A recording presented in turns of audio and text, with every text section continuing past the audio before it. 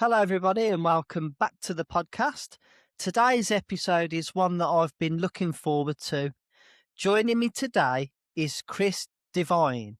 Krys is a US Navy veteran, a UFO experiencer, podcaster, and a well-known voice in the UAP community. Over the past few years, Krys has built a following by sharing her own sightings, documenting unusual activity in the sky, and having open, honest conversations about what this phenomena might be. Krys is a very welcome character in this field. I'd like to welcome you to the show, Krys. Thank you so much, Alex, for inviting me and even considering me as an important voice in the community. I wouldn't say that myself, but I want to be of service to the community. So thank you. You're too modest. Trust me, I'm a Leo. I'm not. Okay, so what got you interested in UFOs, and can you describe your first experience, Krys? Yes, this is where I'm going to describe my first, I will call it my initiatory experience. I've been breaking this framework down, trying to understand how it happened. But I will say July 4th, 2021 was my initiatory experience. And I say it that way because, if you look back in your life, I have found many experiences prior to that, but you don't really know that before initiation, is what I would say. But what got me interested was around March of 2021. Okay, there's a couple things. Number one, I was going through a really stressful time in my life. I was going through some medical complications. Right around January of 2021, I had some cognitive decline, like extreme ADHD, essentially, inability to focus. I was, pretty high up. I used to run large medical practices or be like second in command. And my neck would start collapsing. I started having neuropathy, some shaking in my hands, just something was off. So I did start going to neuro to get tested. Along with that, the timing is always interesting to me. So in March, I think I did get my first MRI, but in March of 2021, I believe, when I look back at screenshots now, I had heard about a airline pilot reporting a UFO over Clayton, New Mexico. And the reason that stood out to me is my mom's from Clayton, New Mexico. She was born there, and I probably visited maybe once or twice as a child. I don't know, but it was, it was far from opposite corners of the state from where I grew up. So I didn't really know the place too well, but it was very popular for her. So I screenshot that, tweet or whatever it was about this, and it just caught my attention, over Clayton, New Mexico. Between March and May 1st, I started hearing from Jeremy Corbell and George Knapp started reporting the naval ship incursions over San Diego Bay, Catalina Island, those Nimitz, and then later the Princeton came. Yeah. That I tell them. I told Jeremy Corbell when I met him at Contact in the Desert a few years ago, and I think it made it on to season 2 of TMZ's, what's that show? Oh, I know what you mean. Yeah. UFO. Yeah. Anyways, and I said to him, "You and George were my gateway drug to UFOology." And he said, "Oh no, don't blame me." Gateway drug. So, for us neurodivergent people, we do need novelty. And I think that was really what it was. Yeah.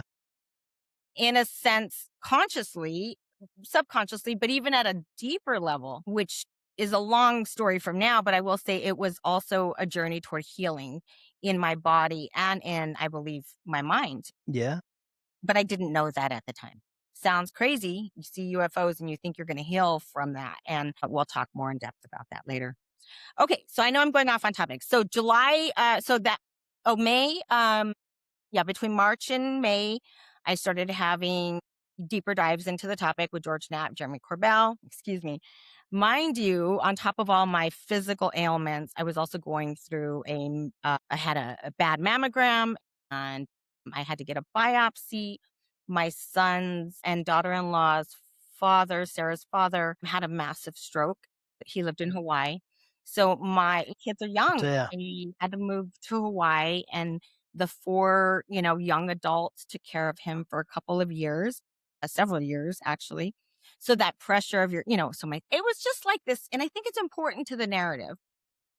So this massive stress and pressure that was building in my life at the time. Uh, Yeah, April, May, sorry. Oh, and then on top of that, at work, I can't go into details, but there was significant stress and Dear. pressure and like career ending essentially. And not because it would because emotionally like burnout Yeah. essentially. And I felt very alone at the time because, I processed things in my mind a lot. So I spent a lot of time outside observing the sky, while I was kind of going at the same time. So you're just having these mental ruminations and then also start learning to observe. I bought a night vision camera I started getting onto UFO X or UFO Twitter back in the days early Yeah. on. Yeah. A couple of folks that were having similar experiences, some of them my best friends to this day in this field. But, one of them had just bought these night vision cameras, and so I ordered it on Amazon, got it in, and I don't even know if I'd broke it. I think I maybe broke it out of the box once before July 4th. And, we pulled it out. It was July 4th. We're in San Diego, by the way, at the time. My house was over a beautiful canyon right next to a small airport, so in flight path of very, very near a small airport. And then not far from Miramar, which is the Marine Corps Air Base. Wow. Oh, yes.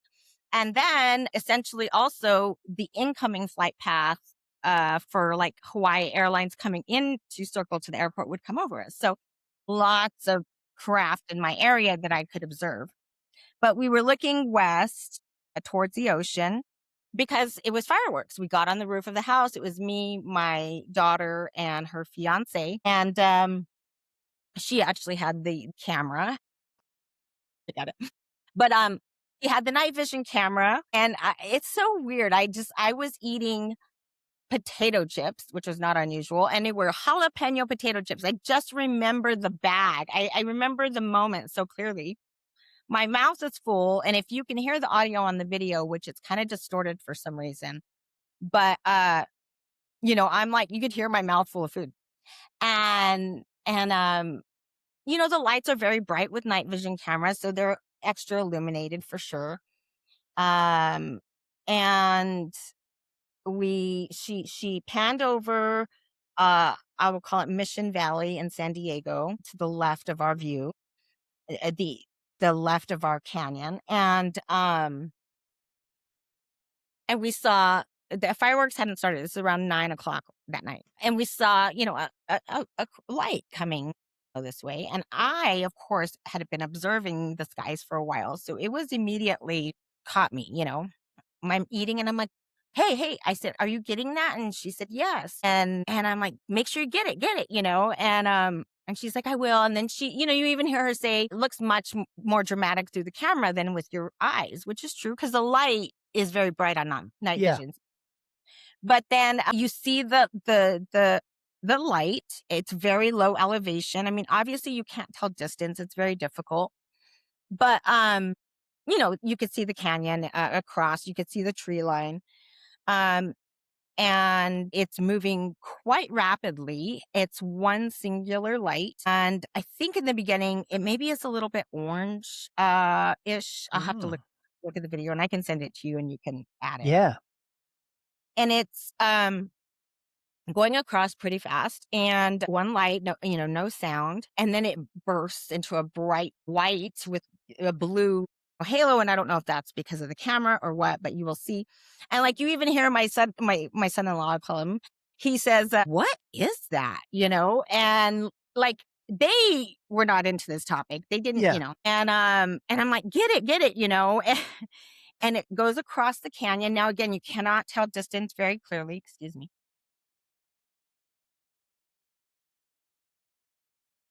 With lights at night. It's hard to recognize distance with lights at night. But either way, what it appeared to me to do was, and I've, documented like my GPS coordinates, what I think it flew in the time period we captured it and all that. Hard to know, but just from, you know, observation trees that I could see we panned to, things like that. Of course, I went into a deep dive analysis right away because I did not believe what we saw. Yeah. Like literally the first time we take out the camera, boom. Okay. And it goes across the canyon. So it looks like it's going from south to north across the canyon. And maybe it somehow turns, what do you call it? I'm going to say east. Yeah, east. Before the airport or by the airport. I don't know. Probably before the airport, but you really don't see it because it's like going like this. I don't know how to explain it, but it goes around. So my daughter turns and it's the funniest. It's just like one of those, I cannot believe this happened. She turns and she's capturing it. And she's like, I said, "Are you getting it? Are you getting it?" Because I could tell it had shifted directions. And she says, "Yeah, but I don't know how to stop recording." And I said, "No, no, don't stop." And she goes, "Here, you do it." She hands me the camera. So you do not see it immediately reverse trajectory and come back. No. I meant because at the moment that she says, "I don't know how to stop recording," I said, "No, don't stop recording. You do it." She hands me. So we missed that. But I'm reporting and I'm like, "No, you guys, it just turned around. It cannot do that." And I'm like, I think, and I'm like, "It's not a fucking plane." Yeah. Amazing. And I do get back on it. And I think at this time we have also an iPhone. So like it's been, years. So I have all these clips and stuff, but Yeah. we also have an iPhone on it. So it ends up reversing course back. And then it comes over the tree line again, over the canyon. It hovers for a while. During the hovering, a small airplane from Montgomery Airport, I think I found the one on flight radar, comes across over it. So you see the airplane, the perspective, the light Versus the phenomenon. versus the phenomena, and Yeah. it's one giant bulb That's with an good. air, That was and then good. it descends diagonally, I think behind the tree line, but I don't know. It's one of those things like, and so it's kind of it was just this crazy moment. And, I think when I went and analyzed the time, and I've never told anybody this much detail, Alex, because early on, a lot of people saw it. Some people were interested. I even got invited to a show in Roswell and never even got filmed or like put out. But the thing is like after 5 years, I just kind of was like, you know what? I'm capturing this. At first, you want to be validated for sure. And I'm like, it doesn't matter. This is something I'm capturing and I know is. Yeah. But early on, when I was doing the analysis, I believe I determined like if my estimated range of it was maybe a 4.5 mile, you know, flight path. And I think we had like 56 seconds of video, between the time we started recording and the time it ended. Yeah. And so that's like 300 miles an hour is, Wow. the math on it. And I'm really bad at math, but anyone can validate me. That's what I'm saying. I'm looking for people, validate the science, look at the numbers, look at what's going on. Yeah. So that was the first, like, I knew it was real. Like, but at this point, it's still pretty much nuts and bolts. Yeah. That's Of my course, next question. My next question is, do you think that your conscious state perpetuated that contact? yes. And so this is like when I talk about how you can go back in your story and kind of rethink, well, what did I really do? And how like sometimes, like I said, I feel like that was the initiatory experience where it broke my reality to start really exploring it at a personal level, not just like a hobby, a couple podcasts in. Okay. But You've answered my third question. the answer is yes, because in May, okay, after breakdown, I think I had turned in a very important letter in my career that would affect the rest of my future. It was total collapse. Went to Phoenix, actually came to Phoenix for my cousin's birthday. On the drive home, my husband and I said, let's go through the Salton Sea, kind of weird, strange place, right? Didn't even know what we were about to experience. Have you heard of it? No? Oh, okay. You've got to look up the Salton Sea here in the desert in Arizona. I will. It used to be this popping, like, Hollywood, everybody's skiing on the lake. And then something happened Really? to the lake, pollution or something, it killed all the fish. So it's just a dead, dry lake bed of No. dead everywhere. Really? and there's a small town by it, and it's got the craziest artwork, and like you're definitely in another reality. Right. Okay. So we went there on the way home as a trip, as for fun, and then we listened to Jeremy Corbell, George, Diana Pasulka all the way home. So yes, yes. I still have a picture of like the car playing her audio. Yeah. So yes, that was in May, remember, before July 4th. And Yeah. so I already got into a little bit of understanding of some of, like, I didn't even understand consciousness. I didn't even know what the word was. I'd never delved into it. But I started understanding a little bit more. And at some point during that journey, somebody had mentioned if you meditate with gratitude, you can potentially invite these things. So in May, I know sometime in May, I did that. I don't remember the exact date. And I went over looking over my canyon, and I just was, just thinking thoughts of gratitude and to the universe, to God, to whatever the spirit, whatever and this is part of the story I edited out for many years because again, it was nuts and bolts at first. And then like I really but at that moment, I felt an impression of numbers enter my head, a series of 6 digits, and I didn't know I did. In my head, okay, so when I went in the house, I wrote it down on a whiteboard and I put 32.67, 326745. And then I wrote GPS question mark underneath. I have a picture of that on my whiteboard. But I got this impression of numbers. I also looked over the canyon. There's right next to the air base, the small, community airport, whatever. There is a church across a Catholic church across the canyon that sits in our view, our horizon view. And something, when I got those numbers, when I looked at the church,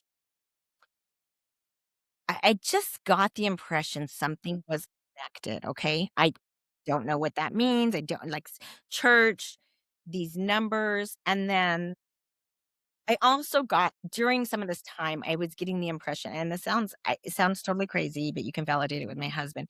I did get also some feelings of darkness, like underground darkness. Uh, and that's it. Those were my impressions at that moment. I couldn't make connect, and again, I edited that out. I didn't really tell people about that experience. That was in May, but I did write it on my whiteboard. I remember what was going on even in my job. I started seeing these synchronicities, which I didn't really understand at the time either. Yeah. But I was writing them down like it was like I knew they were like important. Yeah. So the answer to that question is yes. I believe, and that's where I go in my framework, this definition between like initiation and invitation. I think it can go either way. I invited and then I got initiated.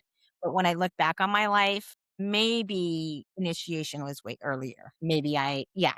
So that's part of this or this excavating and unearthing. I like to call this process is that you find things, you didn't know or you remember, but you didn't know were relevant. Yeah. I agree with that. And there's a comfortable feeling about this. I was in a high pressure job too. I was in a management job, and I got poorly, and I'm the same as you. I'm medically retired, and I was lost. And then I found this topic. I think I watched a Stephen Greer video on YouTube, and I started to pick away at I fell down the rabbit hole, Yes. and I started to think, hold on a minute, there could be something to this. And the more you dig and the more you listen, the more, I was going to say to you, was there a moment where you went from curious to convinced something unusual was happening? Gosh, that's hard to like pinpoint because I feel like I still have those moments to Yeah. this. You like this? No, I am convinced, but then I'll see something even more extraordinary and it's just like another like level of like we saw triangle uh orbs the other night. First time I've No. ever seen. Usually, I mean, I've documented hundreds, probably thousands. I'll say at least 800 because I was seeing them almost daily for a while. So yes, I still feel that like wait, is this real? And then I'm like, whoa. And in that video, you will hear me telling my husband, wait, I got completely disoriented, almost like physically when I saw the triangle moving. I was like, what is happening? It was almost, and I didn't feel bad or anxiety or stress. I don't usually feel that, but it's just shock. Like, Yeah. so I was convinced. Big was it, Chris? Oh, it wasn't a craft. It was just 3 orbs. 3 orbs. I'll also share that video with you. Yeah. I think I posted it on Twitter, but Twitter's quality stinks. Oh, yeah. But, yeah, so it was, so what was interesting is I have a lot of sightings every night, and they're almost like in flaps. So I was facing west because I had been having some, like, things coming up like this, for the couple days.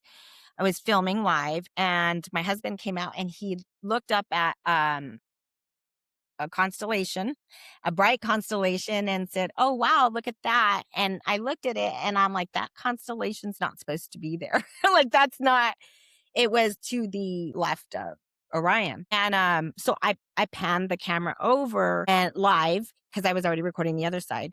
And you'll see, like, one of them is either a planet or star. I can look it up. I don't remember which one it was. So when we first looked at it, it was, the other 3 were as bright as that, Wow. and they were in the shape of a diamond. So what Eric initially saw was a diamond, so I pan over and they were as bright as that, but I turned around to, by the time I pan over, they dim out, but as they're dimming, they're moving. The 3, the planet stays or the star stays, and the 3 are moving down, and I'm literally, I mean, they're as big as a constant. I'm huge. I mean, I don't, and then you don't know the distance. Now, can I say, does your background in the Navy, were you a trained observer? No, I was a hospital corpsman. Okay. Yeah, so that's the thing. Somebody asked me in the podcast, and I was on a couple nights ago. I mean, it's hard to say, with military programs and government programs and everything that's coming out in today's day and age. I do have suspicions that there were things done or tested on us. I don't know.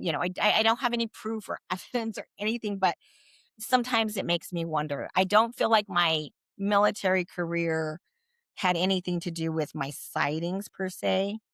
However, and one of the reasons I'm medically retired is after I got my VA disability, um, all all set up and everything, was I had a very traumatic birth of my firstborn son, and I was Navy, I was active duty at the time, and thank God, he's okay, but it was really, really bad, and of course you have no recourse. Yeah. And finally, I did get my disability out of it, thank God. But that was when my other career collapsed, and I couldn't work. I, like, everything had, it was not. It's like this medical moral situation. I worked in the field. I'm all about patient experience. My passion was good healthcare, Yeah. and when that career harms you, and then that field also physically harms you, you tend to get a little bitter. Yeah. So, those experiences, I got lost. Oh, the traumatic birth, when I go back, and I don't know that it's related at all, and I still can't get some of my records, some of my, ultrasounds. I haven't been able to get things like that, which I find interesting. But also, That's very suspicious, isn't it? Mhm. Oh, and the altered note, because I worked for the director of quality. I worked for the nursing director of quality at the time. He went to work for the largest quality organization for healthcare in America after this. I knew quality. I mean, I helped to design the spreadsheets and things that we measured it all by. He helped me, thank goodness. I mean, he let me stay in the hospital, or he said, I don't want her going home. Her husband works, all he can't get her all the way over to the base to deliver. She needs to be admitted. And thank God they did that, because I went into hypertension and had to be induced. Yeah. And but I say all this because I have memories now, Alex, that everybody in my dad and my husband all remember me reporting back then, but I never knew, is that when I was pregnant with my son, um, we lived in Oakland at the time, and had a little townhouse, and or in the Bay Area. And my husband had got out of the Navy around that time, so he was working, like, for Frito Lay or some, and he would go to work at 1 in the morning. I would obviously probably wake up and then fall back asleep. So, you can get a little weird at that time. Yeah, yeah. Sort of half in or half out. Yeah, the hypnagogic state, which I didn't really know about at the time. And but I was having this nightly for some time where I would hear footsteps coming up to my room, and then I would get sleep paralysis. I didn't know the word sleep paralysis back then. I did not know. Yeah. Um, yeah. So, but that memory is there. It's been reported to my dad remembers me calling him. He lived, on the phone talking about this. This is before cell phones. This is, old. And so I had some strange experiences during my pregnancy at that time. And again, a very traumatic birth, but also I wonder, like, also my doctors since then told me if I had not been at sea level, I would have died. I lost so much blood. Yeah. And the second thing I'm grateful for. So like in my head, okay, could they have been preventing something more traumatic I don't know either way. Is there an intervention or not? I don't know, but I should have died. My son had to have a CAT scan as soon as he was born. I think there is. Yeah. Yeah. And Eric and I looked back the other day and we thought about this and I'm like, oh my gosh, babe, like the new science obviously on preeclampsia says like if you bleed, and I worked for the director of quality. I worked in healthcare. Yeah. I worked on that Yeah. floor. I was laying on the table. I heard the doctor say, she's lost a lot of blood, but we're going to write down 600 cc's in order to avoid an investigation. I still remember those words to this day, and I Wow. reported immediately. And yes, there's an altered note in my chart from 30 days later where he said, oh, in retrospect, but the original note's not there. In retrospect, after looking at her blood, she lost a lot of blood. She probably lost 12, over a liter. I know this is off topic, but I say all this because there was some sort of intervention. We lived, and I tell Eric if the treatment would be to have a hysterectomy if I didn't die. Yeah. And I wouldn't have my 2 beautiful daughters that we have today too. So, like, I'm So grateful. grateful. Yeah, I'm grateful. Even though it has caused complications in my life and in my Yeah. body, I'm also grateful that Yeah. we, were able to have our beautiful daughters. Absolutely. Thank God. And a synchronicity, the day I said that, my daughter-in-law was in Hollywood Square or somewhere. She took a picture of a thing. I don't know where. It was a ground plaque, and it said, Michaela and Kiara. Those are my daughter's names. It was together on a plaque on the ground somewhere where she was visiting randomly. She didn't know we had this conversation. Wow. Those are the synchronicities I get that I am like, this is something real. Yeah. It's amazing. It's absolutely amazing. So I guess you do lean towards the spiritual side, towards the consciousness side. Yes. Yeah, I'm getting that way too. Yeah. So I'm going along, and it is a journey. It is a journey of Journey discovery. of But you never discovery. stop learning, do you? Never. And I think that's one of the most exciting parts about it. It gives me goosebumps Yeah, because it reinvigorated my desire to engage with the world again and to learn and to use my intellect and yeah. Well, look at the explore. way I've sought you out. I've sought you out from nowhere. I'm all the way in little old England. And it's kind of funny because I only recently came out on Facebook. I feel like I came out on Facebook because Yeah, that's where all the people I know from my past are.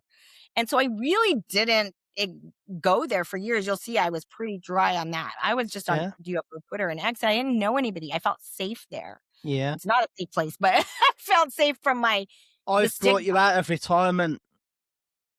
You know, I went home and I faced some ghosts, and I know that part of my journey is to explore my roots. I have a deep connection to my roots. I've discovered people from my past have been having out of body experiences since they were a child. When I went back on this last trip in January, I took a little mini vacation, stayed a week alone, and I had a great just time, remembering my past and exploring. And I put out a thing on Facebook and said, hey, if anybody's seen a UFO out here or anything, I'd love to talk to you and investigate. And of course, I started getting, some input. And some people have sent me some really interesting videos. I'd love to go out and film with them. And yeah, so it's just like, okay, now I've always felt comfortable being public, but really not with people I knew, I guess. And I've kind of cut ties with my past in some ways because One of them is my town I grew up in, is like my crazy party high school, Yeah. wild life Yeah. here. And then when my husband and I moved back after the Navy there, we were very involved in the church. We were very, we were youth leaders. We were preschool teachers. We've influenced a lot of people in faith, and I never want to discourage that, but I also, we were also kind of, we were on the fringe there. We became on the fringe because we were kind of liberal, I guess, or open to other groups of people, Yeah. and supporting populations of people that we feel that needed support, that are, treated differently. And we just have this strong belief that if whatever faith you have, if you believe you have a God of love, then you should love people. And nobody's perfect. And obviously, I don't love everybody. I No, find out no. I can love myself. But That's do you know something, Chris? You suddenly realize that everybody and everything has a soul, yes, and it's precious. yes, That's what I've realized. And absolutely. I try not to be the angry person if I can help it. You know, I take some pushing, but Me too. I Me too. try and have a step back first before I react and just realize that we've all got stuff happening in our lives.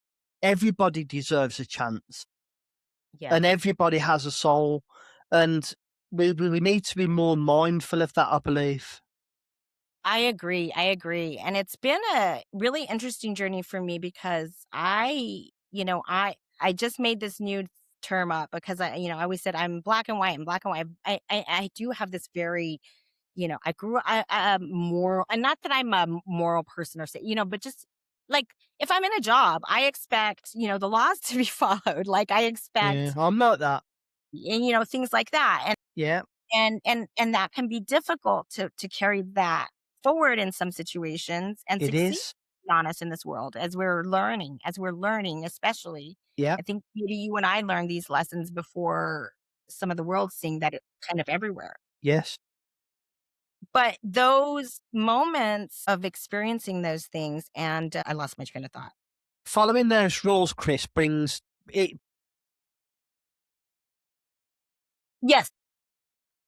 Yeah, it brings order and structure, which is something I do need in my life as Yes, a yes. neurodivergent person. Yeah, But then what I found now, so I always said I'm black and white, black and white. And now I am opening up to the nuances of life. And yeah, that's important because not that you want to, but there are nuances even in this topic. For example, I think about, there are many people who have made decisions probably to hide or obfuscate the information, some for nefarious reasons, maybe financial gain or war gain or whatever. But then there's other people in that chain that are just doing what they think is right because that's what they're told is right. And it gets messy. And if they do stand up, they get threatened. And that is a very difficult place to be, to make a decision between your career, your job, your finances, your supporting your family, yeah, and something else. yeah. I've had, before I spoke to you today, I interviewed Mark Christopher Lee. And at the moment, Mark Christopher Lee has got so much going on because he's the one that put out the Trump's going to make an announcement, Oh, yes. you know, Interesting. yeah. No, I And didn't. I didn't know who put that out. Yeah. yeah, and that all collapsed, right? So he has got so much flack from the community. And I've gone against that and I had him on. I believe that he put that information out in good faith. Of course. Yeah, I mean, and to be fair, yeah, I mean, when you're quoting somebody who often changes their mind, it's hard yeah, to like, he did say that, then, yeah. I not the I other th- person's fault. I think they probably wanted to backpedal and poor Mark was left out hanging, you know. Yeah, So I had him on the podcast today, and I'm glad I did because he's such a nice man. You that's know, he's a awesome. filmmaker, he's a musician, he's very creative, very gentle, and I wanted people to see that side, you That's know. beautiful, Alex, Yeah, and I think that's really a great think I think that's what we need, is more dialogue, more conversation, more and light. what's that? We need more light. Light beats dark. Light beats dark, more light. Yes, absolutely. And I feel like that's where this has taken me. I mean, and it's been, in order to have more light, and the more that light shines, the shadow becomes bigger. Mm. And so, even in your own personal life, when you start illuminating some of your experiences, you see your shadow. And I think that's what this journey is about. It sounds totally crazy. I think it's another path. I don't know the real deep, dark, whatever, whether it's light or dark, what they are, who they are, but it can initiate in someone can be a meaningful journey of exploration of who they are, finding if they love themselves, because that's one thing I think, you find all the things you don't like about yourself, which is usually the things you don't like about other people. Yeah. Yeah, it's true. And then you like realize, oh my gosh, that's me. That's what I did to them. Yeah. Interesting things that I'll bring out is like near death experiences. I researching near death experiences. And actually my husband's father that we found after 50 years had a near death experience Wow, really? before we met him. But so I want to interview him. I'm going to interview him. He asked, Interesting. yeah. But through the research I found, one of the things that I see repeats is this life review. And they say in the life review, you're seeing it you're feeling it Feeling from the other person's perspective. And that honestly terrifies. that's going to be difficult, that And is. I'm like, maybe I can make amends now because Yeah. I've hurt people. I'm very, my mouth says things that my Do heart you know doesn't. something? Let me tell you, Chris, right? There's more to this. And I am completely convinced now in consciousness, right? Because as you're speaking, this is exactly what's inside of me too. I think about the life review. I think about what's going to happen when I pass. I think about where other people are when they've passed. And all of this, I'm pretty sure that 99% of the population aren't walking around thinking about this. They're thinking about their job. They're thinking about picking the kids up from high school. Absolutely. We're thinking about this stuff. It's almost like an awakening. I agree. I agree. And I think it's happening more. I mean, from 2021, when my orb sighting started, and I had like 4 or 5 people on Twitter that I'm sure there was more, but like a group of us started seeing them on a regular basis, recording them, Yeah. filming them, and going through this transformational experience. It didn't stop at just like seeing nuts and bolts. It became about consciousness. Yeah. My friend Jared, he's got CCW on Twitter. He's researching, our EEG readings before and after and during contact. He's gone on to get his PhD in consciousness. I started my master's in consciousness. Total fluke, another synchronicity. When I went on to, I want to go back to school, the VA is going to pay for it. First thing that pops up is I didn't even know what I was getting into. And because For my English fans, English viewers, that's the Veterans Association, isn't it? yes, the Yeah. VA. Yeah. So because of my disability at the Yes. time, they Yeah. were going to seek to reemploy me by re-educating me. In the meantime, my rating got changed to Not going back unemployability. to work. Yeah. Yeah, so now I'm like, which is great. I mean, I thank God that I have something secure to take care of me, because the reality is that in moments I can be great and feel motivated and move forward, and then I do feel setbacks. Yeah. And in 2024, I got a series of seizures, 3 seizures back to back while I was Really. visiting my old UAP site in San Diego.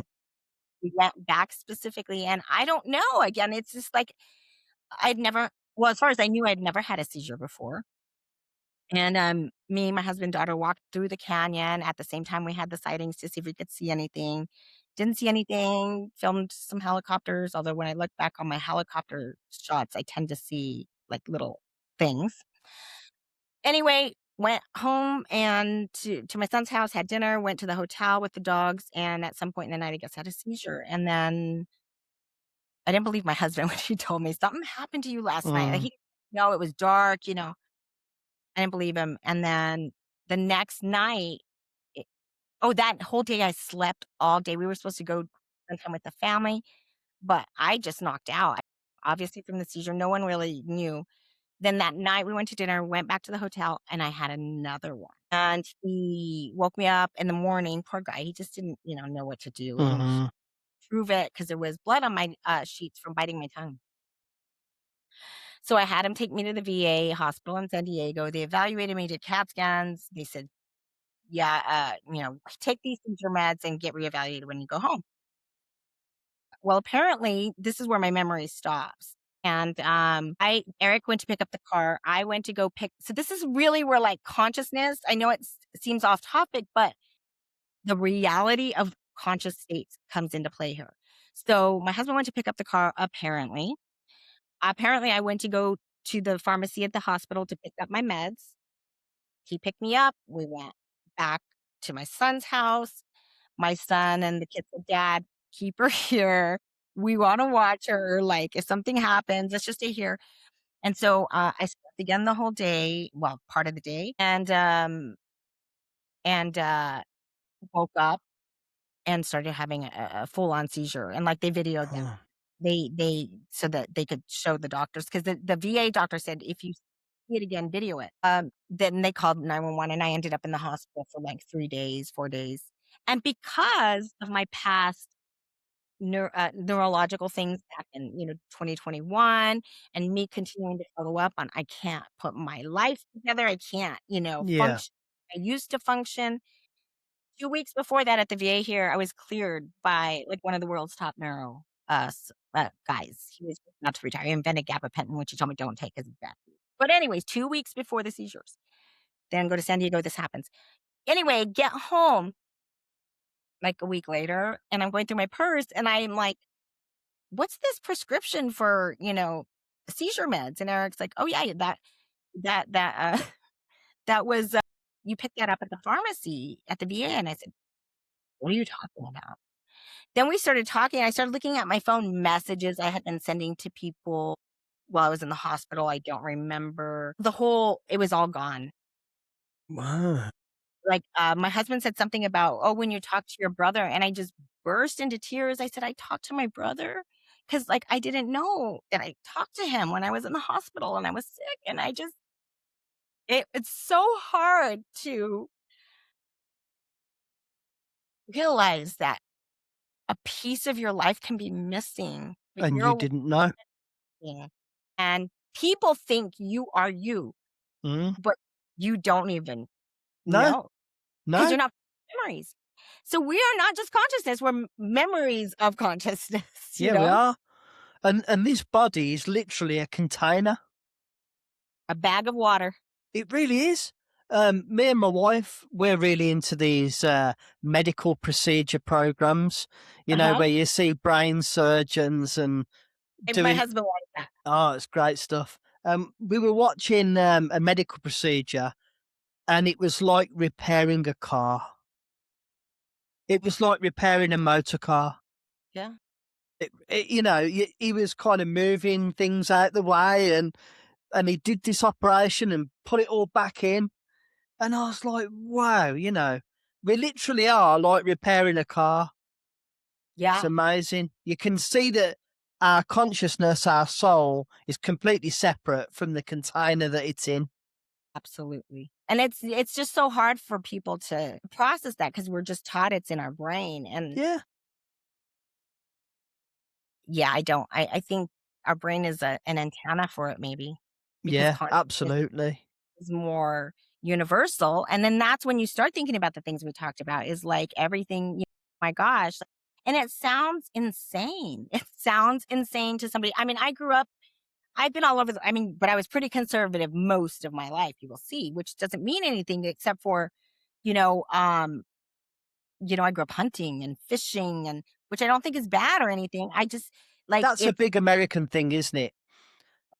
well, certainly in certain parts of it is. Like if I Yeah. was New Mexico, Arizona, Colorado, those areas, I'm sure, and Montana, yeah.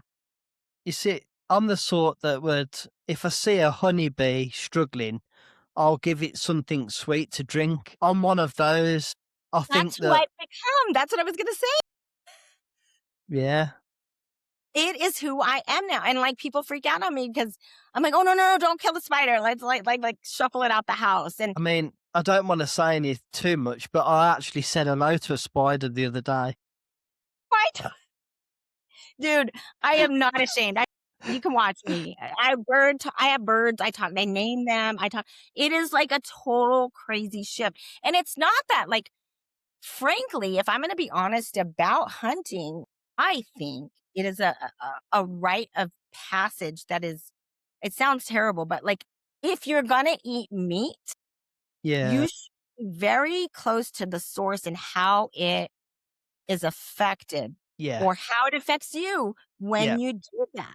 yeah. And you're either going to be repulsed by it, maybe, or you might be just super grateful that they sacrificed their life for you to live. And that's a very good point, that is actually, Chris, because a lot of native or First Nation peoples always say thank you. Yes. When they take an animal's life, they say thank you and honor the animal. So you're absolutely right with that. Yeah. And I really feel that that is something that can become appreciated because I remember the first deer I killed, and it's weird because, you do get like when you're in your, when you grew up this way, it is, it's all, that's how you're raised. You go to hunting 9 years old and I'm learning how to shoot a rifle and a gun at hunter safety school. And you get a permit at 9. And, it's like crazy nowadays thinking about it. Yeah, And it's insane. But like things were very different back then. It just was not the mentality of whatever's gone on today. yeah, But it was something, it was a rite of passage. It was something you did with your family.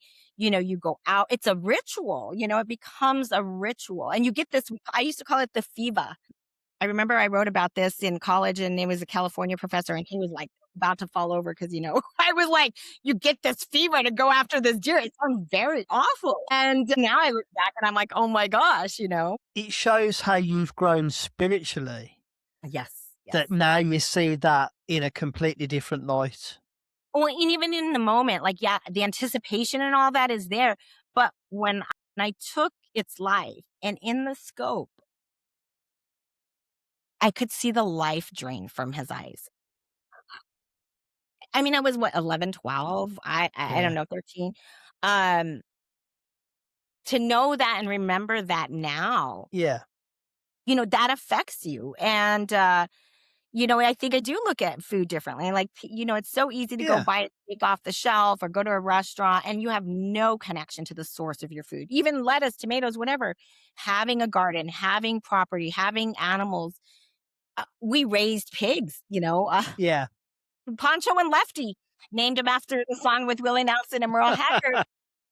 And we had dinner and it was Poncho and Lefty. I mean, it sounds so brutal, but you Yeah, have, we sat down in that moment as a family and we said, thank you, Poncho and Lefty. that's right. And Yeah, maybe that's wrong, but I think it's much more realistic than the world we're living in today where we rely on everyone for everything. yeah. That is also a scary place to be.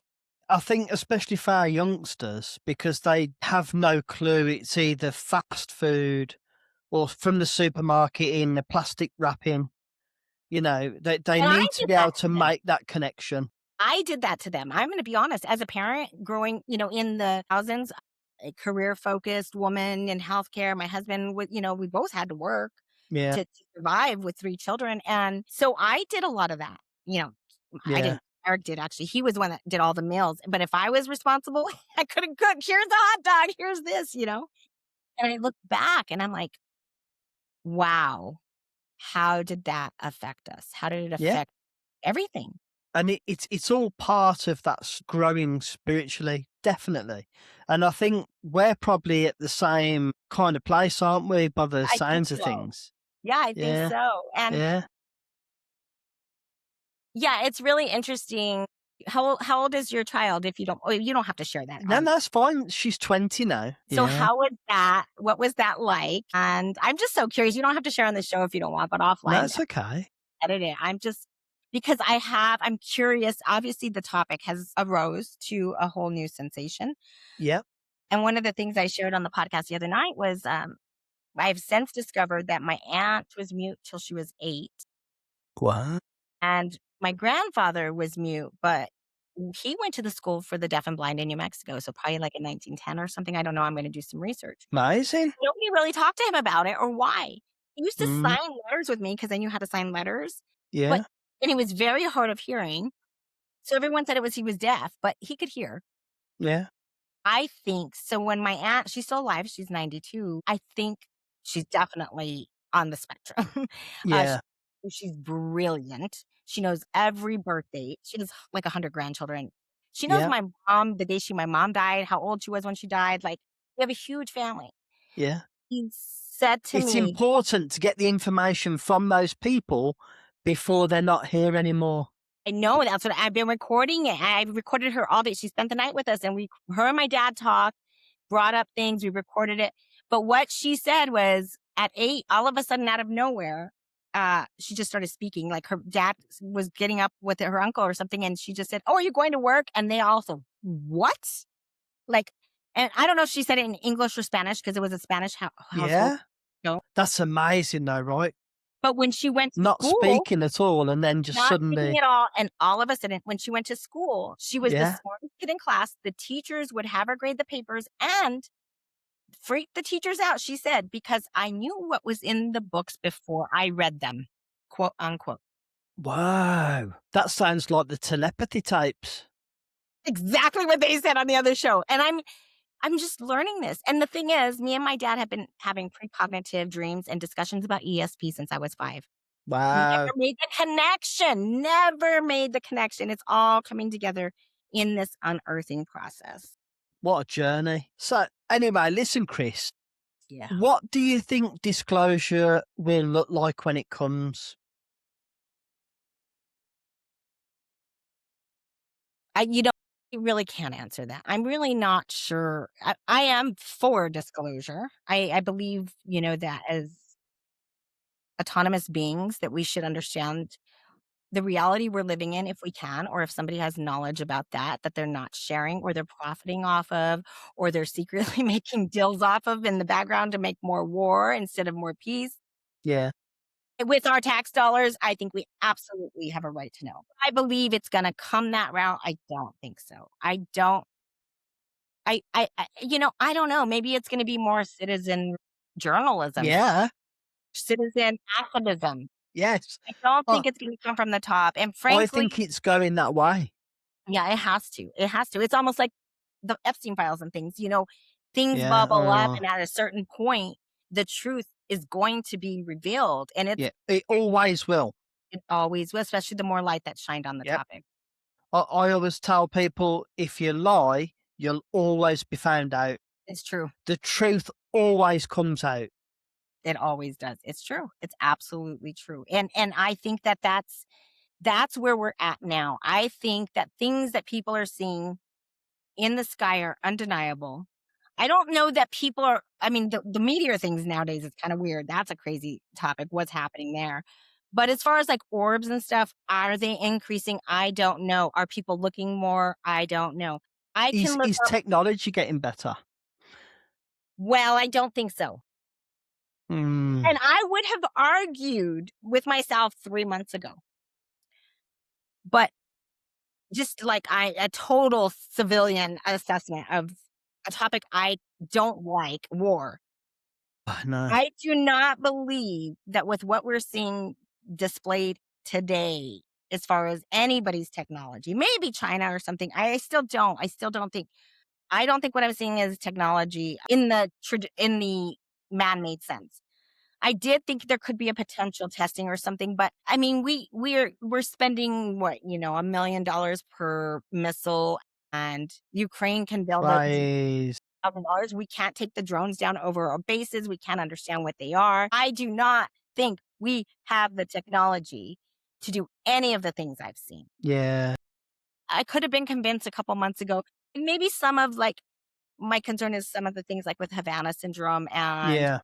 that, because I do see some similarities in impacts physically to people, Yeah. potentially, research says.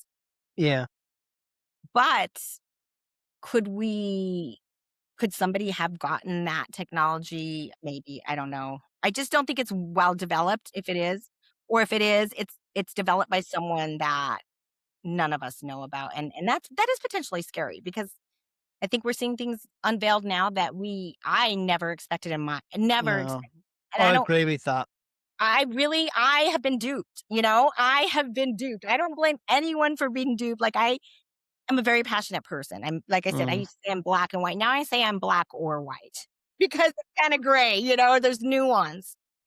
I'm still very strong headed, but I will say that, for me to say to someone, I told you so, or whatever, I might do it in a moment of passion or anger, but I can tell you authentically, I can't feel that way because I told you so is also to me, you know. Yeah, do you know something, Chris? I gotta say, I used to be like that. I used to be one of these that had to win the point, I and have to win an argument. Yeah. and I had to say, and I got a great deal from saying "I told you so." Not so much these days. I feel that it's sad. I mean, I don't wanna Yeah. say I told you so in any Mm.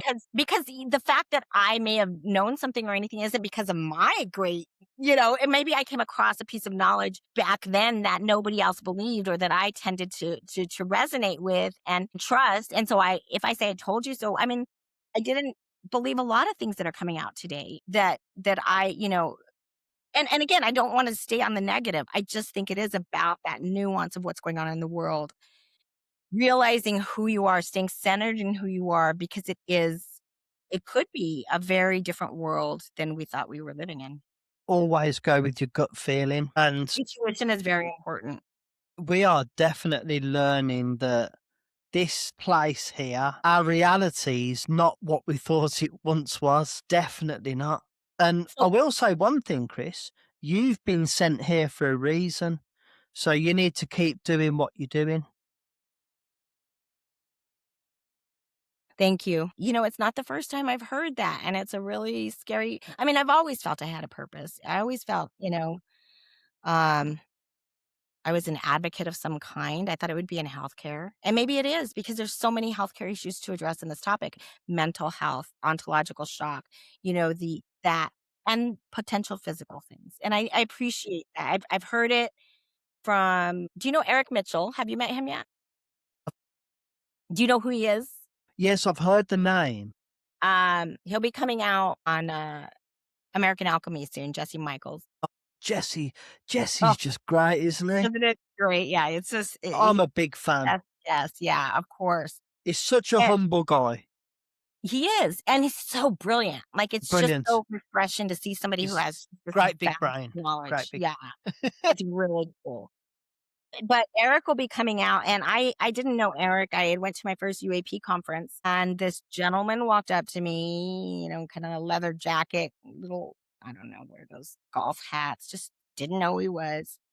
Think he might have given me a big hug and looked at me and said, "You need to go out on your own and do your own thing. Don't worry about what other people are doing," or something to that effect. And at that moment, it was meaningful to me because I had went on that trip and several of us were supposed to get together and do a live podcast and somebody got too high on gummies and they ended up it fell apart, right? So it never happened and I was Oh bummed my about it. God. And how did he know that? I don't. Okay, walked up to me and said that to me. I didn't know who he was from Adam. Yeah. Still didn't know who he was. Come to find out later on, the story will unpack, you'll see he is, if I remember correctly, I believe he did get struck by lightning and then started having phenomenal experiences. Yeah, that'll do it. Yeah. Yeah. And he's got all kinds of telepathic, telekinetic. I think the show, I can't give it away, but he sent me some stuff that's going to come out on the show. And I'm like, holy crap. But, so that is a moment, see, that resonates with me, and for you saying that to me. And then the other piece was that contact in the desert, I did see a medical intuitive, and they told me that I was the color green, and it was meant to be a healer. I mean, and that kinda makes sense, and just I went into healthcare, I did not wanna go into healthcare. It was just because I wanted to leave in the Navy sooner because I was falling in love with a guy I didn't want to fall in love with, so I said, "Send me off to the Navy," and I went into health. And, so I think there's a connection there. I think we all have that meaning and purpose, and you Yeah. too, Alex. Yeah. Thank you. My strange thing is that I'm really drawn towards American people, and a lot of the people I speak to and a lot of my friends are American. And there's even in my work time, I worked with American people who I'm friends with still, and I've never really understood it. You know, I live in the UK, and you'd think I'd be speaking with a lot more people from the UK, but I find it much easier, and I just seem to be drawn towards you guys. And I think it's just you speak so easily. You know, we're quite reserved, and Really? Yeah. yeah, and I think it's nice that you guys just speak. You just talk, and I Yeah, find that that's who great. I am, and I have to be mindful, like, I know people in the community who've had some problems and some, issues and threats, and, Yeah, but I choose not to lead with fear. I'm very cautious in my surroundings, but also, um, I also feel very called to speak truth and authenticity. And that means that I'm gonna look bad in some situations. I it happens. yeah. I said this on a podcast earlier to Mark Christopher Lee, and I said we should all be able to speak our truth, you know, without hatred and without people judging. It shouldn't be like this. As Yeah. long as you're not being offensive, you know, we should all be able to speak our truth. Yeah, I agree, and I think, that because of the constructs, that's one of the important things I think that we have to deconstruct our lives, and I said this on the podcast the other day, like, that's what it's caused me to do.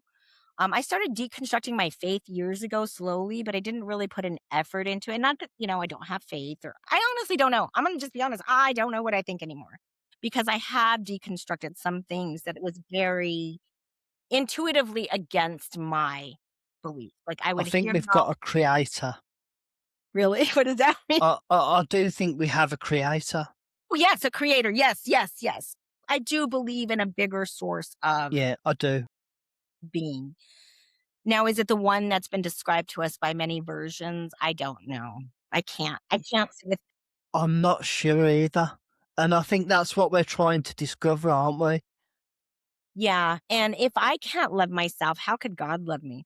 If I can't love myself, how can I love my husband or expect my husband to love me?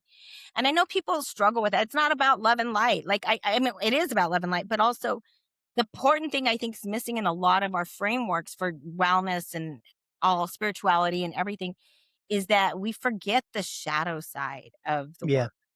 And I feel like that in Christianity. I mean, it yeah, because we're just told you're saved, you're healed, you're good to go. And it's like you're thrown back into the world with no tools, no integration, no, yeah. you know, reality. You think you're fixed. And I know this because we've struggled with this in our family. You've had Mm, really severe past traumas as a child. You go to Jesus or whatever your faith is, and you think you're fixed because they tell you you should be, yeah, and you're perfectly behaved from there on out. yeah. Then you bury those emotions and those traumas, and it comes out in times when nobody really knows out in the public it's happening, and maybe not violent, but it's aggressive and hateful and mean, Yeah. and then we wonder why our faith didn't work for us. If you have faith, if you're a person of faith, then I would say don't forget things like work out your salvation with fear and trembling. It's Mm. more than I'm saved, everything's fixed. You've got to do the work. Sometimes I get the feeling, I mean, Christianity means to be Christ like, and you don't always see people that are in the church being Christ like. And he's a And that, beautiful representation of what we should be. yeah, we should be Christ like. And that's how I try to be. Yeah, I'm and failing, but I try. we all are failing and we try. And then what's interesting is perspective change, right? I don't know if you went through this, Alex, but to look at scripture and Bible from a analytical salvation or whatever versus a consciousness perspective. I look at what Jesus is now and I'm like, oh my gosh, this is what it was all about. Like it wasn't about whether you hate your brother or I mean whether you kill your brother, it's about whether you hate your brother. It's not about the act, it's about the conscious intent. And, think on these things, Jesus says, right? Whatever is wonderful, whatever is true, whatever is noble, whatever is right, or whatever. Like, those are like positive meditations. Like, think about these good things. Put your mind on these things. That's about elevating your consciousness and awareness to what you're It grateful is. And it's also about manifesting your reality, which is that's a whole nother podcast. I know, right? Yes, yes, yes. But I'm That's a whole definitely nother podcast. yes. But, manifesting your reality. If you read what Jesus said, I mean, I'm trying not to make this into a I spiritual, know I shouldn't. Yeah, but yeah, yeah. definitely. And I'm sure He said different some good religions are the things. same. Whether it's Buddhism and a lot of teachings have the practice of becoming more Christ-like, God-like, whatever it is that we're supposed to be. It's a practice. It's not an event, is my opinion. I feel like we're all small parts of him, Yes. if Yeah. if it is a him. And we're all small parts of each other, which is also kind of scary and lovely. The connection, yeah, I agree. This podcast proves it. It does. You live thousands of miles away in Phoenix, Arizona. I'm in Tamworth, Staffordshire, England. And here we are with absolutely joined minds. And no prior communication other than, "Hey, do you wanna jump on a podcast?" Yeah. It's great, isn't it? I wanted to go back to if you don't mind, have you had any, like, UAP experiences or any anomalous experiences Yeah, since? I have. I've had a couple of experiences. They're not like as good as yours. Oh, don't say they're good. I mean, like, it's fun and I appreciate them, but, I was yeah, I was yeah, tell me fishing why. with I was fishing with my friends. We were on a very ancient lake. Like it's actually called Bishop's Bowl, right? It was built by the monks. It's got all mature oak trees all the way around. It was in the dead of night, and all you could hear was owls. Wow. I'm setting the scene. We had a full moon, and the lake was still. So the moon was shining on the lake. There was a slight mist on the lake, and you could see swans and ducks swimming round. You could hear every little noise, And all of a sudden, I was fixing my hook. So I'm sitting on my stool, fixing my hook, and my friends are fishing next to me. They're kind of about 10 feet away each side. And all of a sudden, I looked into the lake and everything went still. All the insects stopped, everything, right? And I looked into the lake and I saw a light coming, and then I saw it go into two, then into four. And my friend Steve, who was next to me, went, "Is anybody seeing this?" And I looked up and it passed over us silently, complete silence. My friend Steve walked up through the woods at the back, through the forest, to look, and it was just going into the distance. And then all the insects started again. Oh my gosh, I have chills. Yeah. And my Out of the friend, water, did they split in the water and then go up? they were shining. It was the reflection. From the Yes, craft down. yes, because I was watching it on the lake, and then I looked up and I saw it, and my friend Gary, who's a big guy, Gary, he's a big guy. One of my favorite songs is called Gary, by the way. He actually wanted to go home. Oh, I bet. He Yeah. said, "I don't want to stay," and I said, "Oh, it's okay, Gary. It's fine." And he said, "I want to go home," and he got into his tent and he went to sleep. Yeah. And I've got to be honest, whatever that was, I can't explain that. No. And it felt anomalous. Of course. I mean, it was. Yeah. I mean, silence from the bugs, Yeah. And it's interesting because did they all see the same thing? Yeah. Same vision. Sometimes people report different things. All the same. And that's the only reason why all these years later I talk about it, because Witnesses, it helps, right? I think at this point, with this many years past, I would be questioning me. and thinking, did I see that?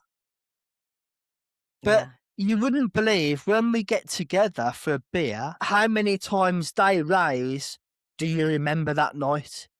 Well, I'm sure. I'm Yeah. sure. They My can never father saw one too. Yeah.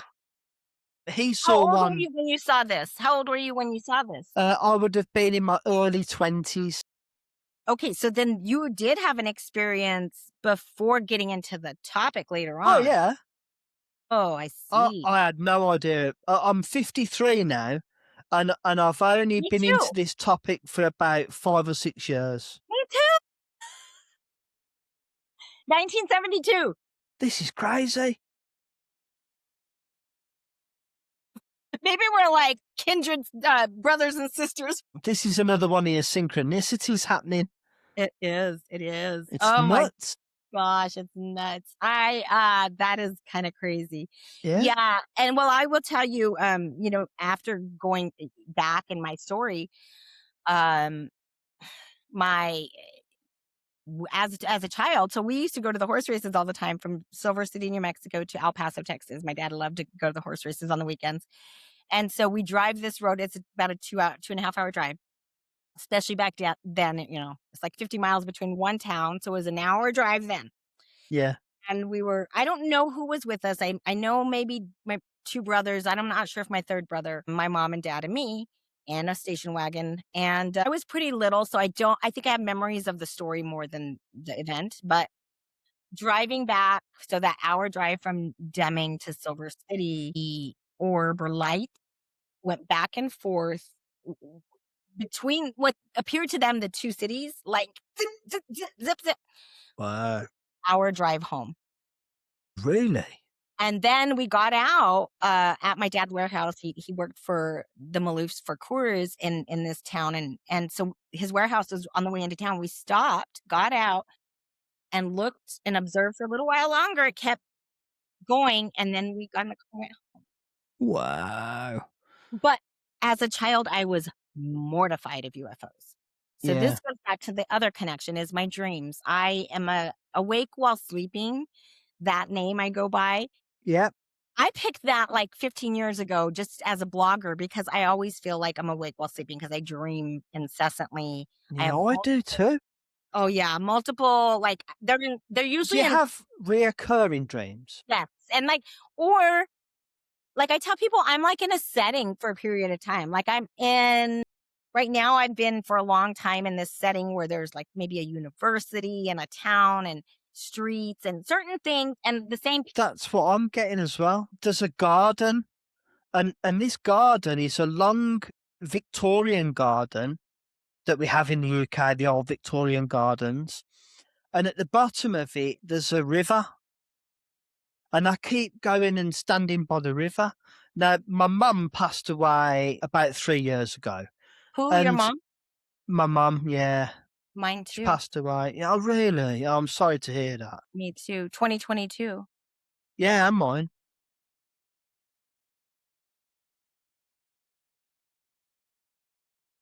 Wow, Oh, I'm amazed. Alex, I I'm know. sorry to hear that. Yeah, Yeah. that's Oh, wow. monolith. It's kind of But stopped us in our tracks, hasn't it? yeah, and it was a profound my first sighting July 4th, right? She died on July 4th, No. 1 year to the day, and the sighting I had that day was extraordinary. Wow. It's Oh, and then I found out my dad's hometown in the middle of nowhere in New Mexico was on 4th of July road. When I was I'm sorry, but, like, she died on 4th of July. it's amazing. But in me, I joke, and she's my tree in my backyard now, and I Lovely. appreciate her so much more than I ever did while she was alive, and it breaks my Yeah. heart. I I know. I miss my mum so much, and I miss speaking to her. You know, she used to guide me, and I miss her so much. was she ill? No, she went suddenly. She just woke up in the morning, sat in the chair, and went. And she had a shawl wrapped around her, and it was pictures of me and my daughter and my wife on the shawl. Yeah. Well, my mom got diagnosed with cancer months before, not too long before, actually. I went and visited her in April. I was supposed to go with her to have her MRI, but she went on her own. So this was July 4th, but she hadn't got sick yet. Yeah. She hadn't gotten ill and she was going to start chemo, which honestly it would just break my heart to see her go through that. But I was going to go Yes. and stay and help her the next week. And she had COPD because she smoked all for years, but she, ironically, like I said, she wasn't ill, but the night before she went to the toilet and maybe her oxygen was low and she kind of passed out. They took her to the hospital. She got a little black eye. And it's kind of crazy. The last thing she sent me a picture and she was home. And last thing she sent it to me. And I said, well, you always love the color purple, mom, just joking. Yeah. And that's the last thing I said to her. But apparently the next night she went to the bathroom again, which is weird without her oxygen because they told her not to. Right. Just fell asleep on the toilet. Wow. He just, like you said, just sat down and Yeah. he was leaned over like this. You know what? She was like, I'm going now. And that's what my mum did. When the EMT came, she said to me, I was standing obviously very upset, and she said, can I tell you something? It was your mum's time. There's nothing you could have done. So just love your mum Well, and yeah, I remember your mum. Yeah. no, and I honestly I have more conversations with her now than I did when she was alive. Yeah. Yeah, I do. Moments, and you know what? Yeah, I've gone through a lot of healing and understanding. Once you become older, obviously, I think you also become a little bit wiser, but Yeah. I think it's more the experiences that really shifted everything for me, having The more compassion, grieving part is very difficult and because it it's comes out kind of of up nowhere. and down, and Yes, out of nowhere. yeah. But, I've really come to this new belief that my ancestors are guiding me, and, my Nana's one of them, and, actually, I kinda was, like, making the spirit room before all my experiences started. Now that I think about it, it was like a little altar, and I was thinking about my Nana, and then my mom, and then I lost my Aunt Martha last year, and those were my 3, earthly guides as women, and I feel like they're my spiritual guides now, and, it sounds weird, but it's just my tree in the backyard's my mom. I talk to her. Beautiful. And do you know what? That's a transfer of your mum's energy, and it just changes into a tree. That's it. We've done the same. Sue's parents, we've planted a planter. Sue's my wife. She lost both her parents like a year apart, and we've got them both, their ashes, in a big pot, and we've got plants, beautiful flowers growing, and that's their pot. Yeah. I love that. I love it so much, Yeah. and, yeah, I think that's, and trying to, extend that, like, consciousness, the forgiveness I owed my mom for things that she w I she didn't do anything wrong, but I held against her. She knows though, I hope so, but because now she's got the ultimate knowledge yeah. wherever she is, and she knows because she knows what's in your heart. Yeah, I Yeah. believe that, and she's guiding us and helping us as much as she can, and I know it. And you know what? A new study came out. You can look this up. I just saw it today or two two times this week. So they have found that women who give birth, their children's cells go to different parts of their bodies and they remain in them, Yes.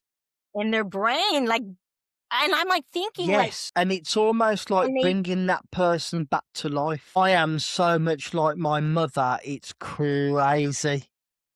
yes, yes, I literally, I tell my husband, I said, in the last few months when I've been going to this more I woman read that, divine feminine yeah. mother stuff, I told him, I have literally felt like I was channeling my mom through Yep. me physically. Yep.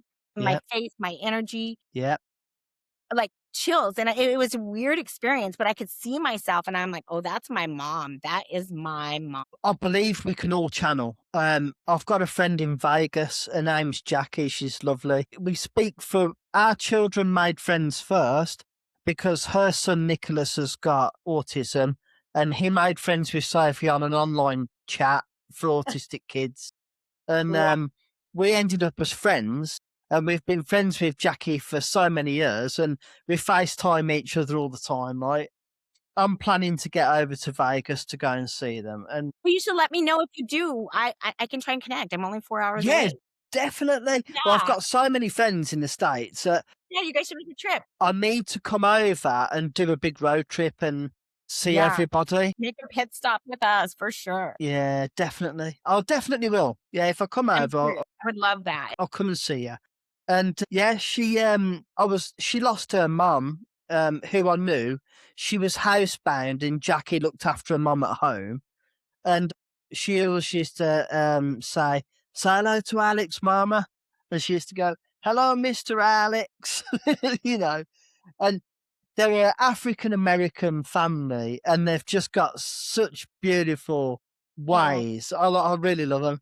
And when Jackie's mum passed, Jackie was going through a difficult time, and we were FaceTiming. You know, when you get the feeling that I need to call, yes. and I called her, and she said, "I'm so glad you've called because I'm having a really bad night." And I said, "Oh, Jackie." And I suddenly came out with this dialogue, and she just stared at me and she went, "You've just literally channeled my mother." I know what you're saying. Yeah. She said that my mother, that was my mother.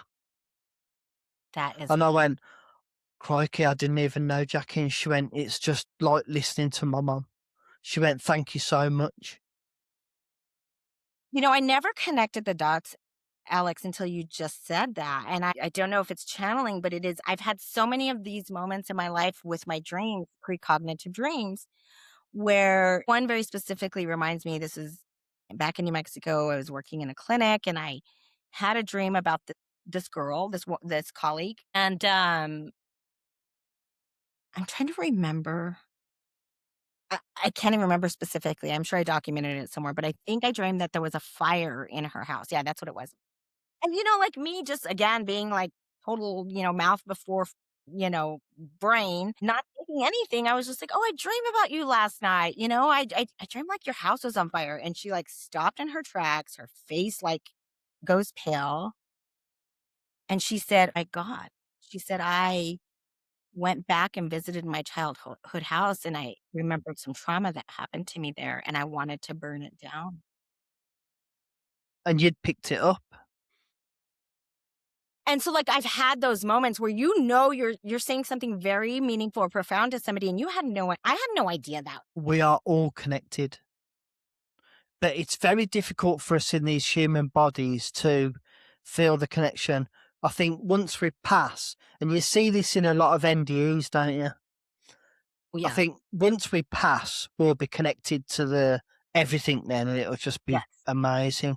Yeah, and that's what they say and they say it's so beautiful and amazing and they don't want to come back, Yeah.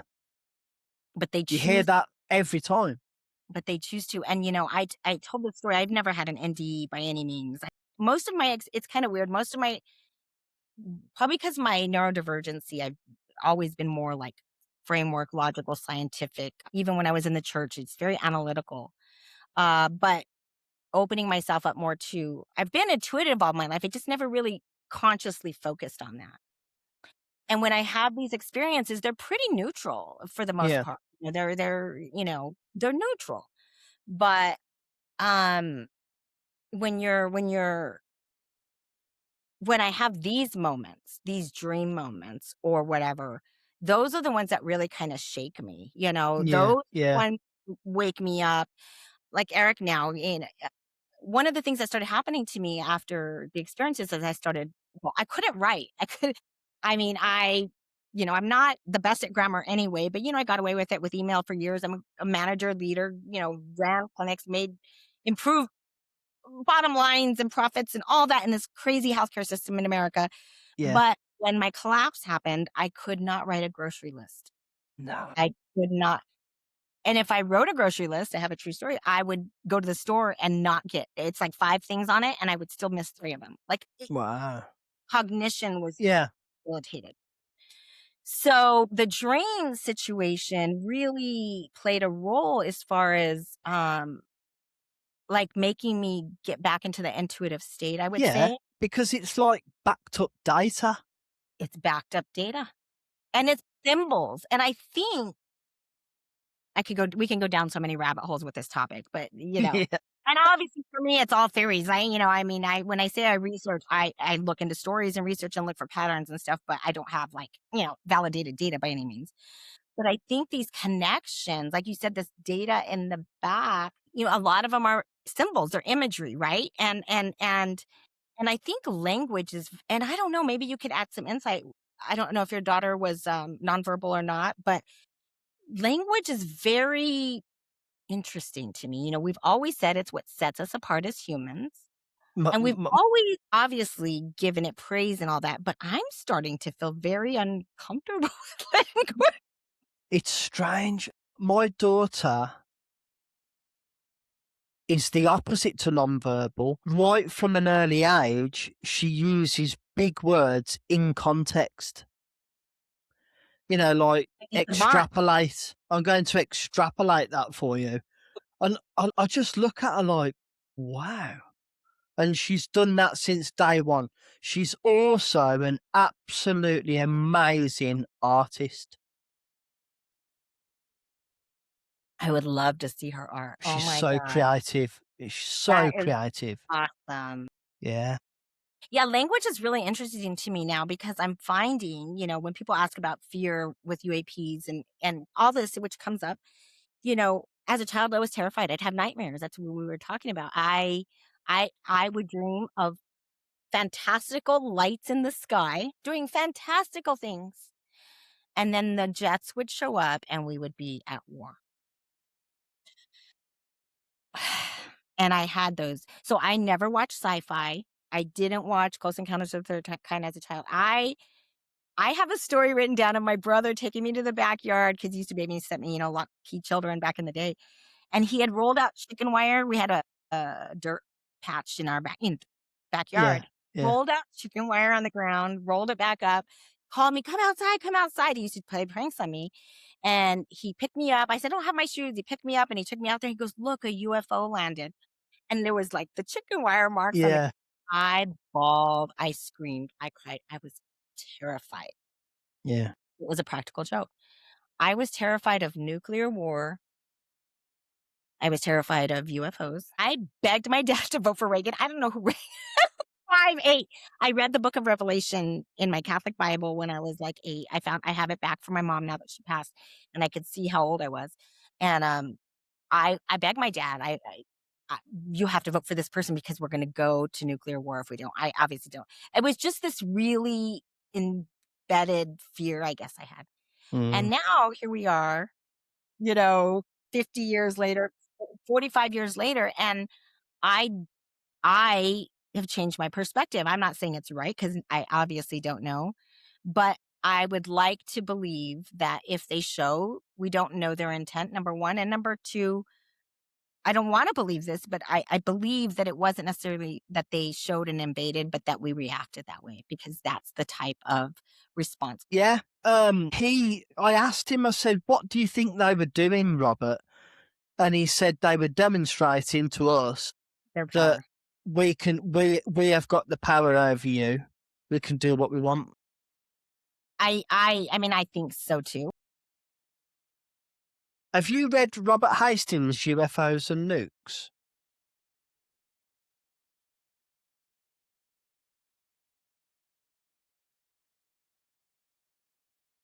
I have not read the book UFOs and Nukes, but I certainly, of course, know. I mean, the link. I mean, the first book I did read was Trinity, actually, probably when I got into the topic, because I'm from New Mexico. And, the Trinity Trinity test site. Yeah. is really interesting to me. My father's family is from Los Lunas area. You're in a very UFO-y place. What's that? You're in a very, UFO-y place. Very much. Yeah. And then, again, as we unpack the story, one of my very close family members was DOE at Right, Central okay. Department of National Energy. Lab for years. Wow. Top secret, and nobody in my family knew what he did. He was my Nino. Yeah. Wow. Yeah, it's really interesting. Yeah, because they've got all the secrets of Department of Energy. Yeah, they were it was DOE or it was Atomic Energy Commission back then. Yeah. So that's, he was back in, I think, which is interesting. I think he retired or got out of the military, served like 3 years Army around 53. So I'm always curious, like if he was involved in the testing and Vegas and Manhattan. the King 3 or 54 where they were testing nukes in Vegas, right? Or in the desert out there. So I wonder what he knew, and no one knew. I mean, I don't know. Interesting. It's a shame that these people pass and take this information with them. I agree. It's really it kind of ties into what I'm working on, and I really haven't completely developed what I'm working on in the background. I've been working on my Unearthed project, but really the archival process is something I want to develop in two ways, because my archiving, this room, actually, we just set up my studio, was an extra bedroom, and I realized finally I need my own space, and I need to have my environment has to be very important for me to work in a certain way, especially at home, because I don't have structure or boundaries like I used to in the workplace as Yeah. an virgin. But archiving my story, I spent one whole weekend. I kicked my husband and my dad out of the house, and I went through all my papers and I put them by year. And we're working on our photos. I've always kind of done that, but I've never been formal about it. Yeah. And I think what people will discover as they even look through their old stories, their journals, their archives, that you'll find experiences you don't remember or something Mm. that's important to your story that you might want to reconnect with. Yeah. And for me, it's a personal project. Like for my, if, I don't know, for my ancestor or my descendants, if they end up becoming interested in the topic or it becomes an important topic one day, I would love for them to know what I was going through at the time Yeah.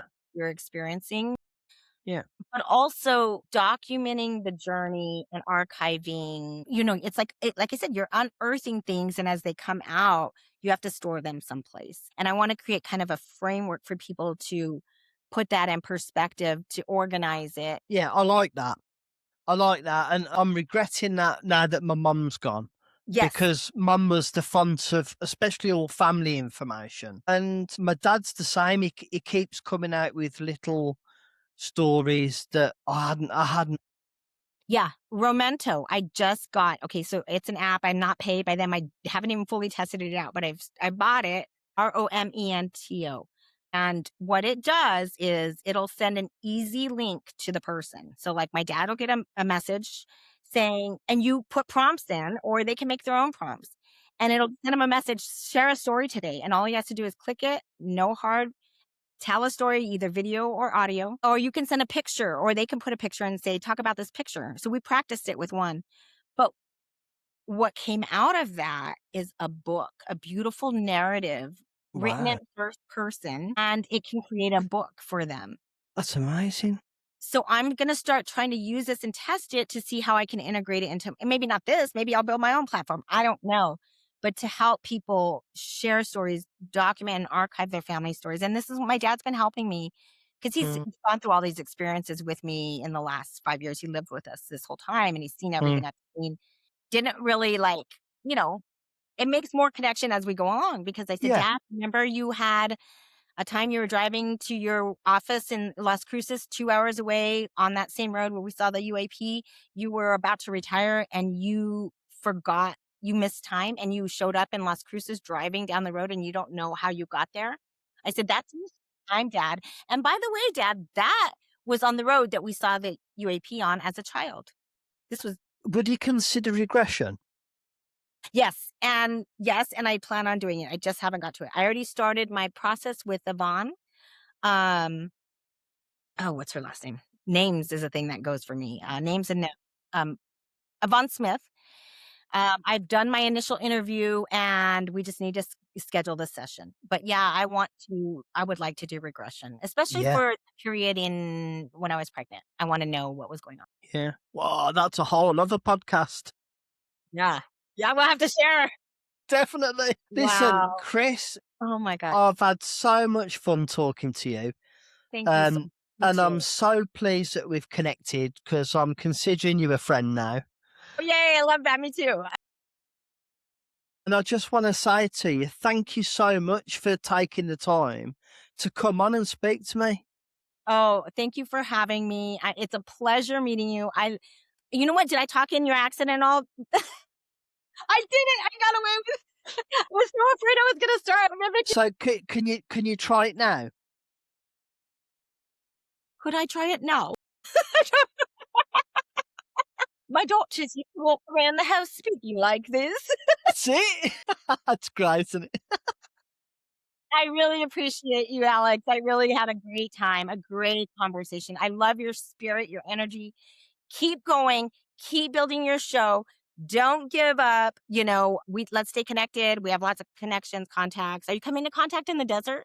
I'd like to. I have actually asked my wife about that. So if that happens, I I'll think come and that see if you. you like, it has to happen for you. If you want to Yeah. meet everyone and everything, that's the place. I'll be hosting this year. I'm helping host and Yeah. introduce some of the Wow. speakers. So I was supposed to do that Uh, last year, but my aunt passed. So Contact in the Desert is the place to be if you guys can make it happen. It's a beautiful resort. It's pricey, I know, but it is well worth Worth it. the trip. Yeah, Yeah, the definitely. one to go to if you can go to one. Awesome. I'm going to give All it, right. I will try actually. Yeah, I would love. Yeah, please let's do it, and we'll get together, and yeah, we'll have a blast. And tell Sue Awesome. I haven't met her yet, but I know she's adorable because She is. she's got you and your daughter, Thank and you. I'm just excited to meet you guys. Awesome. Thank you, Chris. You're welcome. Bye, Cheers. Alex. Bye bye. Bye bye.